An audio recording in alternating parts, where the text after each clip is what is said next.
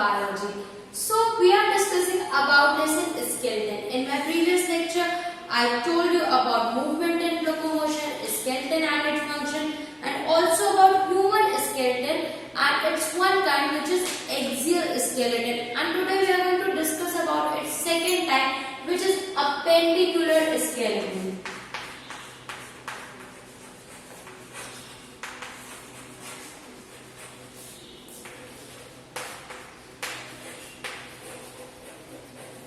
Appendicular skeleton. So basically, appendicular skeleton consists of two girdles, pectoral girdle and pelvic girdle. Pectoral girdle and pelvic girdle. So these are the two girdles which are present in the appendicular skeleton. First, talk about pectoral girdle. So it is made up of clavicle, or we can say a collarbone. Collarbone is present in this part, and flat scapula is present in this part, and also with this is known as shoulder bone. These things are present, collarbone and shoulder bone are present in this part. It is attached by muscles and tendons to the thoracic vertebra, and the connection is a loose connection acting as a shock absorber to dissipate. It acts as a shock absorber. The upthrust receive the footprint as they strike the ground. So basically this is the pectoral girdle, where collarbone and shoulder scapula are present there in this part, and these are connected with the help of muscles and tendons basically. Now coming to pelvic girdle, this is a strong structure supporting the abdominal organs. All the organs present here are supported with the help of pelvic girdle, and it is made up of three kinds of bone: ilium, ischium and pubis.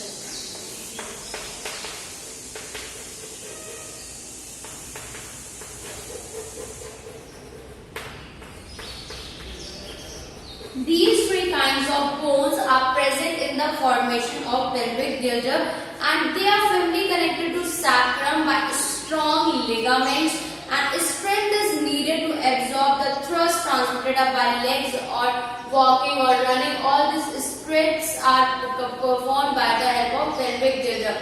Now the third thing which is present in this part is pentadactyl limbs.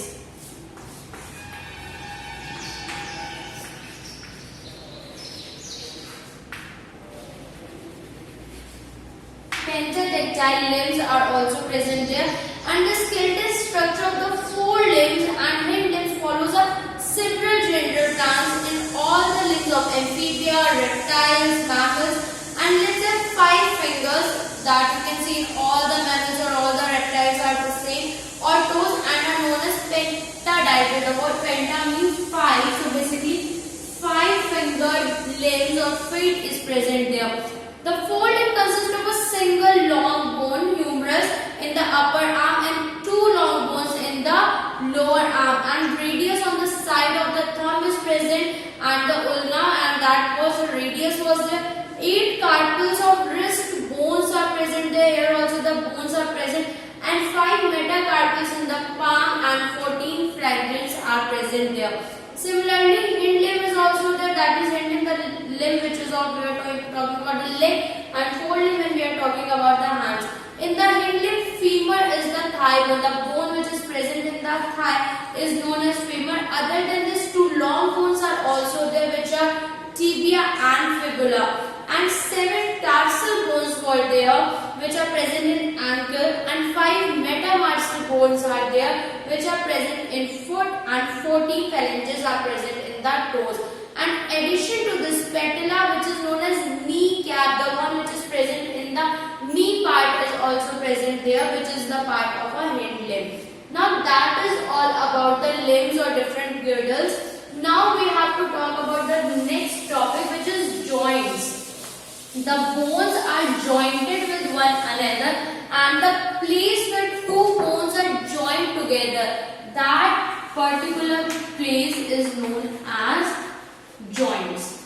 Okay, so So the place where two or more bones meet is termed as joints, and joints are the parts which allow the movement to happen. Joints, because of the joints, the movement kind of thing is happening. So basically these joints are of three types. First, immovable. After that, slightly movable, and then the third one which is totally movable. So basically three kinds of joints are there. Immovable joints are those which does not allow movement. There is no movement present there. For example, the bones of skull. Skull cannot move from one place to another. It is just interact in the direction where it is. So basically immovable bones are the bones which does not move and all. Next, coming to slightly movable bones are those which is a limited degree of movement, which have the limited kind of movement, such as the joints are present in adjacent vertebra and backbone. This can move in slightly little bit of direction, cannot move totally. Now the third one, which is movable joints, which allow free movement in various directions, and that are formed by contact of articular surfaces of adjoining bones. So basically movable joints are the important kind which are present and which help for the locomotion, and it is of four types. Now the first which we are going to discuss is ball and socket joints. Ball and socket joints means the joint which is helpful for the movement continuously. After that, in this joint, the rounded head which is like a ball and a bone which fits into the cup shape is like a socket that is present, and this allows the movement in all directions. For example, you can move your shoulder and hip bones in every direction. So basically ball and socket joint, where the head and the skull kind of things are joined together as in the socket, and that allows movement, that is ball and socket joint. Other than this, after that, there is a hinge joint present there. Hinge joint is present there, which allow the movement in one direction only, like those of a door of a lid of a box open. You can't open door in all the directions, there is only one direction. For example, our elbow joints, our knee joints, our wrist joint, you can move it like this and this only. You can't rotate your hand in all the directions. So basically it allows the movement in one direction only, that is hinge joint. Other than this, coming to the third kind of joint, which is pivot joint. Pivot joint is also there. In this joint allow rotation only. Now there is no directional movement, now there is a rotation movement, and because of this joint only, head is able to turn from side to side. You can turn your head like this and then like this. This is because of the rotating movement of your head. So basically that is a pivot joint. And the last kind is gliding joint.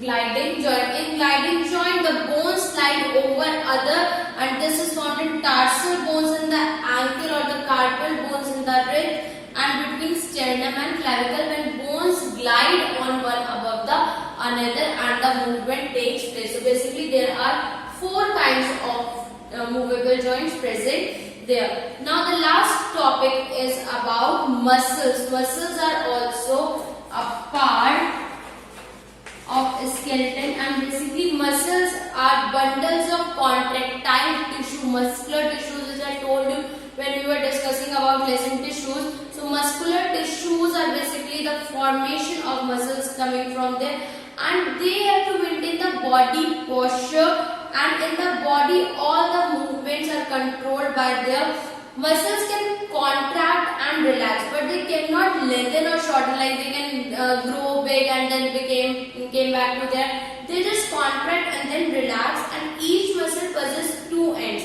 There is a fixed end and a movable end. Fixed end where it is fixed to its place, and the movable which helps in the movement. And muscle work in pairs and cause movement. For example, The biceps muscle of the upper arm flexes, that is, it bends the lower muscle.